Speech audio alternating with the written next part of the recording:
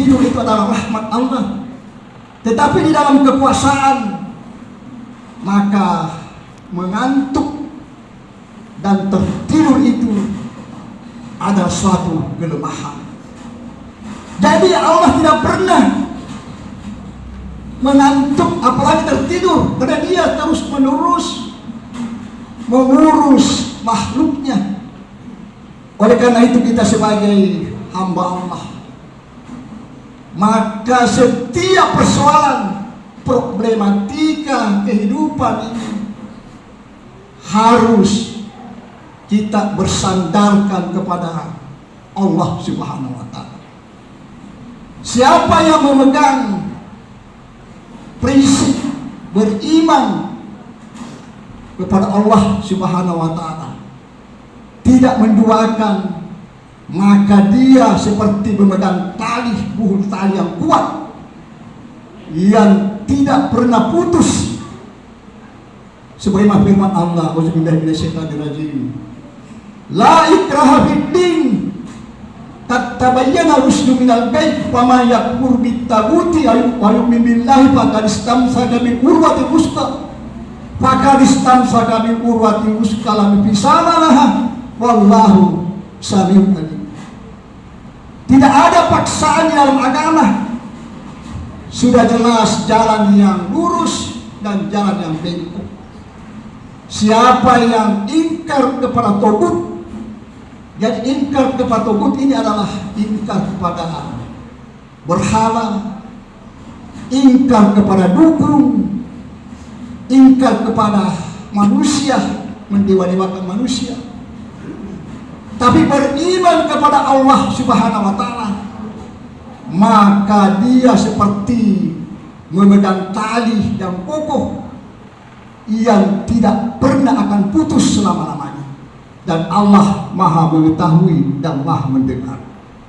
Oleh karena itu, di dalam menyikapi problematika kehidupan ini, maka bukan jalan pintas yang harus dihadapi oleh sebagian manusia.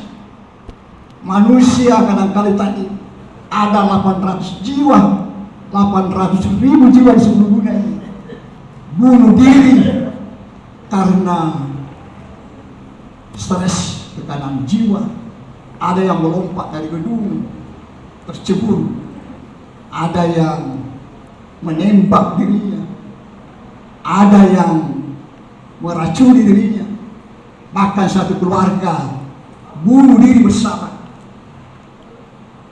Bahkan kalau kita lihat berita-berita di media sosial, ada yang saling menembak, ada yang membunuh tetangganya, ada yang minum racun dan lain sebagainya, karena dia jauh dari agama. Dia mengandalkan urusannya itu hanya diselesaikan oleh dirinya sendiri. Padahal seorang yang beriman, karena kita ini semua punya problematika kehidupan di seluruh manusia ini. Tidak ada manusia yang tidak punya problematika kehidupan. Semua ada masalah. Bahkan Nabi sendiri itu ada masalah. Sehingga kalau Nabi itu ada masalah, dia sholat, karena memang Allah perintahkan, mintalah pertolongan dengan sholat dan salat.